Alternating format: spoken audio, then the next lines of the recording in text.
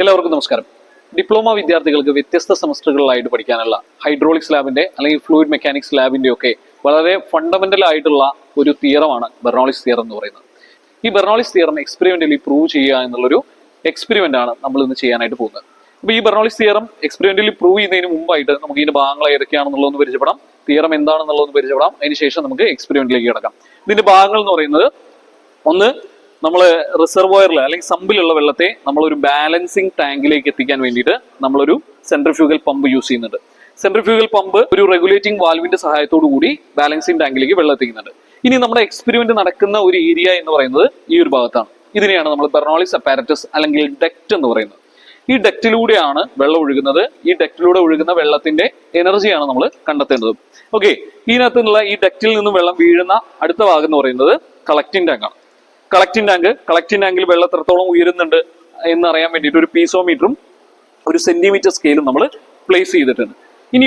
ഇതിനോടൊപ്പം നമുക്ക് ആവശ്യമുള്ള മറ്റൊന്നാണ് സ്റ്റോപ്പ് വാച്ച് എന്ന് പറയുന്ന കാര്യം. ഓക്കെ, ഇത്രയും ഭാഗങ്ങളാണ് നമുക്ക് ഈ എക്സ്പെരിമെന്റ് ചെയ്യുന്നതിനായിട്ട് ആവശ്യമുള്ളത്.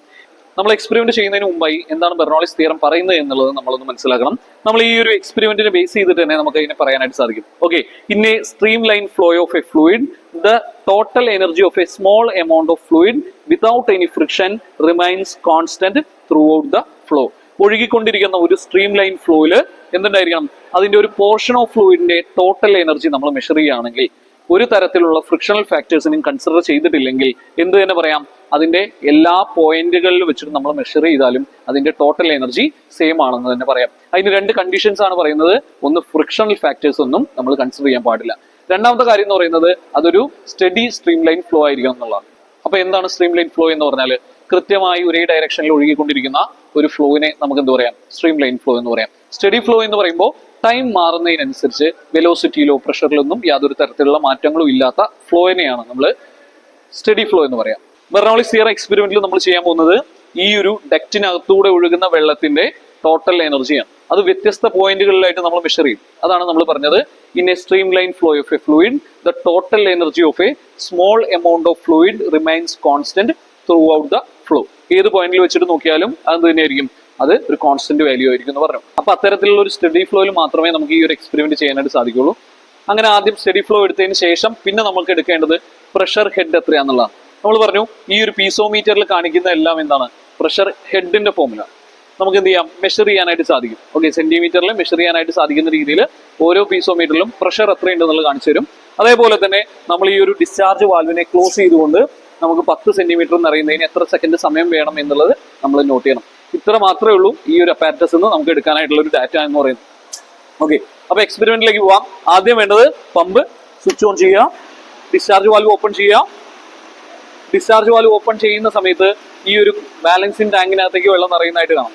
ഏതെങ്കിലും ഒരു പോയിന്റിൽ നമ്മൾ ഈ ഒരു വെള്ളത്തെ അവിടെ ബാലൻസ് ചെയ്ത് നിലനിർത്തും.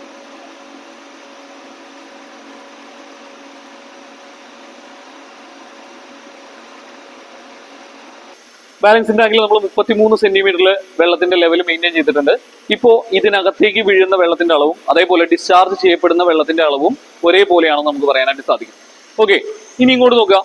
ഇവിടെ ബെർണോളിസ് അപ്പാരറ്റസിൽ 7 പീസോമീറ്ററുകളായിട്ട് നമ്മൾ സ്ഥാപിച്ചിട്ടുണ്ട്. വ്യത്യസ്ത പൊസിഷനുകളിൽ 7 പീസോമീറ്ററുകൾ സ്ഥാപിച്ചിട്ടുണ്ട്.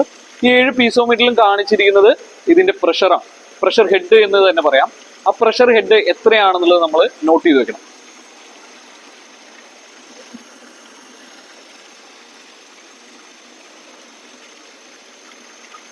ഈ ഡക്റ്റിന്റെ വ്യത്യസ്ത ക്രോസ് സെക്ഷനുകളിലാണ് നമ്മൾ ഈ ഒരു പീസോമീറ്റർ ഘടിപ്പിച്ചിട്ടുള്ളത്. ഓരോ ക്രോസ് സെക്ഷൻ എന്ന് പറയുന്നത്, ഒന്നാമത്തെ പീസോമീറ്റർ പ്ലേസ് ചെയ്തിരിക്കുന്ന ഭാഗത്തെ ക്രോസ് സെക്ഷൻ എന്ന് പറയുന്നത് 41.25 mm ആണ്. രണ്ടാമത്തെ പീസോമീറ്റർ പ്ലേസ് ചെയ്തിരിക്കുന്ന ഭാഗത്തെ ക്രോസ് സെക്ഷൻ എന്ന് പറയുന്നത് 37.5 mm ആണ്. മൂന്നാമത്തെ പീസോമീറ്റർ പ്ലേസ് ചെയ്തിരിക്കുന്ന ഭാഗത്തെ ക്രോസ് സെക്ഷൻ 33.75 mm ഉം. നാലാമത്തെ പീസോമീറ്റർ പ്ലേസ് ചെയ്തിരിക്കുന്ന ഭാഗത്തെ ക്രോസ് സെക്ഷൻ 30 mm ഉം. അഞ്ചാമത്തെ ക്രോസ് സെക്ഷൻ എന്ന് പറയുന്നത് 26.25 mm ഉം. ആറാമത്തെ പീസോമീറ്റർ 22.5 mm ഉം. ഏഴാമത്തെ പീസോമീറ്റർ പ്ലേസ് ചെയ്തിരിക്കുന്ന ഭാഗത്തെ ക്രോസ് സെക്ഷൻ എന്ന് പറയുന്നത് 18.75 mm ആണ്. വ്യത്യസ്ത ക്രോസ് സെക്ഷനുകളിലായി നമ്മൾ എന്ത് ചെയ്തിട്ടുണ്ട്? ഓരോ പീസോമീറ്റർ പ്ലേസ് ചെയ്തിട്ട് അവിടെ പ്രഷർ നോട്ട് ചെയ്തു. ഇവിടെ നമുക്ക് നോക്കുമ്പോൾ തന്നെ മനസ്സിലാവുന്നുണ്ട്, ക്രോസ് സെക്ഷൻ കുറയുമ്പോൾ അവിടെ പ്രഷർ ഡ്രോപ്പ് സംഭവിക്കുന്നുണ്ട് അല്ലെ. പ്രഷറിൽ നമ്മൾ നോക്കിയ സമയത്ത് പ്രഷർ ഡ്രോപ്പ് അവിടെ സംഭവിക്കുന്നുണ്ട്. സ്വാഭാവികമായിട്ടും ടോട്ടൽ എനർജി മെയിൻറ്റെയിൻ ചെയ്യണം എന്നുണ്ടെന്നുണ്ടെങ്കിൽ എന്ത് വേണം? പ്രഷർ ഡ്രോപ്പ് ആകുമ്പോൾ അവിടെ വെലോസിറ്റി ഹൈ ആയിരിക്കും. സ്വാഭാവികമായിട്ടും മറ്റ് എനർജികളിൽ അത് ബാലൻസ് ചെയ്യും. ഈ വെള്ളം ഒഴുകുന്ന ഈ ഒരു ഭാഗമാണ് നമ്മുടെ ഗ്രൗണ്ട് ലെവൽ എന്ന് കരുതുക. അങ്ങനെയാണെങ്കിൽ പൊട്ടൻഷ്യൽ എനർജി എന്ന് പറയുന്നത് എന്തായിരിക്കും? ഹൈറ്റ് കൊണ്ട് പ്രോസസ് ചെയ്യുന്ന എനർജിയാണ് പൊട്ടൻഷ്യൽ എനർജി എന്ന് പറയുന്നത്. ഇതാണ് ഗ്രൗണ്ട് ലെവൽ എന്നുണ്ടെന്നുണ്ടെങ്കിൽ സ്വാഭാവികമായിട്ടും ഇവിടെ എന്തില്ല, അവിടെ ഒരു ഹൈറ്റ് നമുക്ക് പറയാനായിട്ട് സാധിക്കില്ല. അതുകൊണ്ട് തന്നെ ഇവിടെ പൊട്ടൻഷ്യൽ എനർജി നമുക്ക് 0 ആയിട്ട് എടുക്കാം. അപ്പൊ ഇനി നമുക്ക് എന്തൊക്കെയാണ് വേണ്ടത്? നമുക്ക് വേണ്ടത് പ്രഷർ ഹെഡും വെലോസിറ്റി ഹെഡുമാണ്. ഓക്കെ, ഹെഡിന്റെ ടൈമിലാണ് നമ്മൾ എടുക്കുന്നത്. അപ്പൊ പ്രഷർ ഹെഡും വെലോസിറ്റി ഹെഡും വേണം.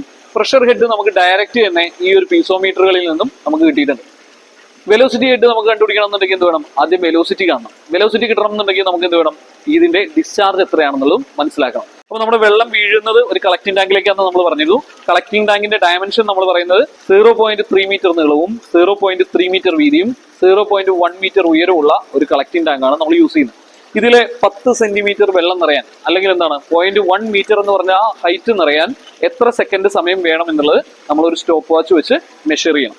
ഓക്കെ, അത് വെച്ചിട്ട് നമുക്ക് എന്ത് ചെയ്യാം? ഡിസ്ചാർജ് കണ്ടെത്താം. ഓക്കെ, അപ്പൊ ആദ്യം വേണ്ടത് എന്താണ്? കളക്ടിംഗ് ടാങ്കിന്റെ ഡിസ്ചാർജ് വാൽവിനെ പൂർണ്ണമായിട്ടും ക്ലോസ് ചെയ്യാം.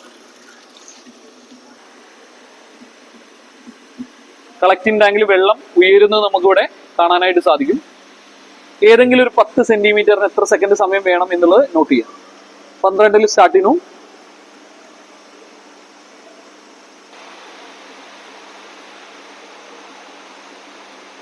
ഇരുപത്തിരണ്ട് വരെ 21 സെക്കൻഡ് സമയമാണ് നമുക്ക് ആവശ്യമായിട്ട് വന്നിട്ടുള്ളത്.